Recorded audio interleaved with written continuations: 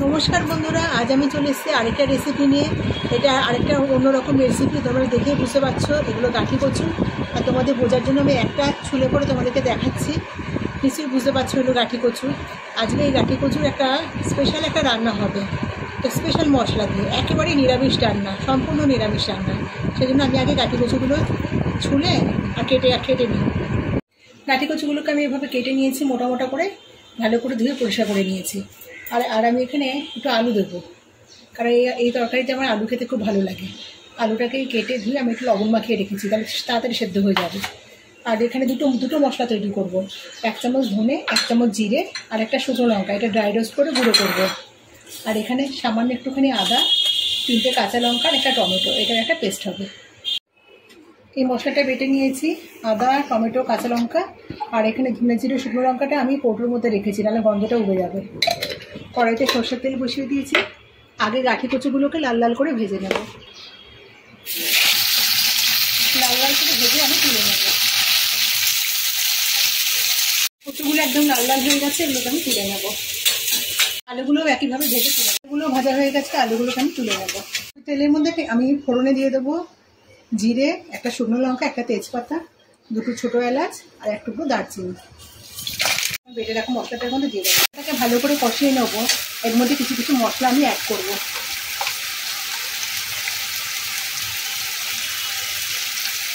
ছোটো চামচে 1 চামচ জিরে গুঁড়ো,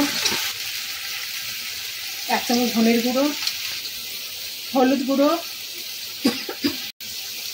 সবশেষ কাশ্মীরি লঙ্কার গুঁড়ো। এইটুকুনি চামচে দিয়েছি, কিন্তু বেশি দিয়ে দেবো।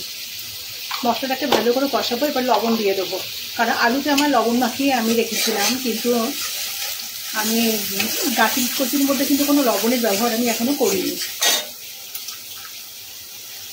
তাই আমি পরিমাণ মতো লবণ এখানে দিয়ে দেব। মশলাটা ভালো করে কষাবো যতক্ষণ না তেল ছেড়ে দেয়।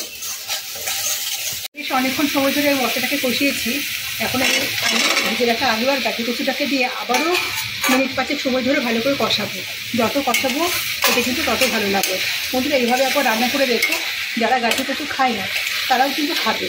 আর এটা থাকলে পরে একখানা ভাত মানে নিমিশেই শেষ হয়ে যাবে। ভাত দিয়ে বলো, লুচি, রুটি, পরোটা সবের সাথে কিন্তু দারুণ লাগে খেতে। আমি আরও মিনিট 5 এটাকে ভালো করে কষিয়ে নেব। ভালো করে কষিয়ে নিয়েছি। এবার এর মধ্যে আমি গরম জলে ব্যবহার করব, ঠান্ডা জল কিন্তু দেবো না।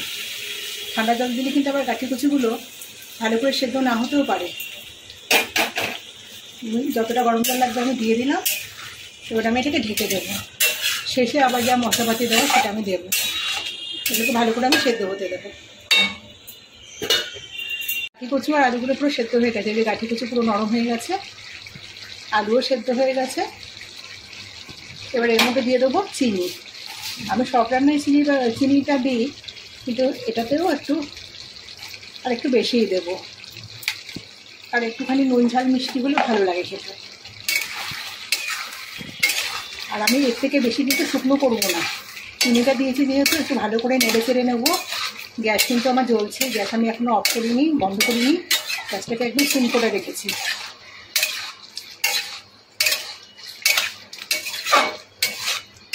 এবার এর মধ্যে দিয়ে দেবো, গ্যাসটা বন্ধ করে দেবো। আর এর থেকে আর বেশি শুকনো আমি করবো না। আর আলু আছে তো, আলুটা একটু করে টানবে। যে মশলাটা আমি বানালাম সেই মশলাটা উপর থেকে একটুখানি ছড়িয়ে দেবো, অল্প দেবো, এটা বেশি দেবো না। আর বেশি ঝাল হয়ে গেলে কিন্তু ভালো লাগবে না। আর দেবো ঘি, যেহেতু সম্পূর্ণ নিরামিষ রান্না, এখানে একটু ঘিয়ের ব্যবহার আমি করবো।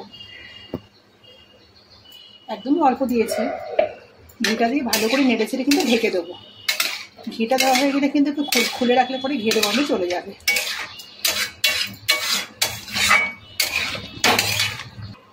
রেসিপিটা কেমন লাগলো অবশ্যই কমেন্টে জানাবেন। আর রেসিপিটা ভালো লেগে থাকলে একটা লাইক দেবেন। আর যে সমস্ত নতুন বন্ধুরা আমার চ্যানেলটাকে এখনো সাবস্ক্রাইব করেননি, তারা কিন্তু অবশ্যই চ্যানেলটাকে সাবস্ক্রাইব করবেন।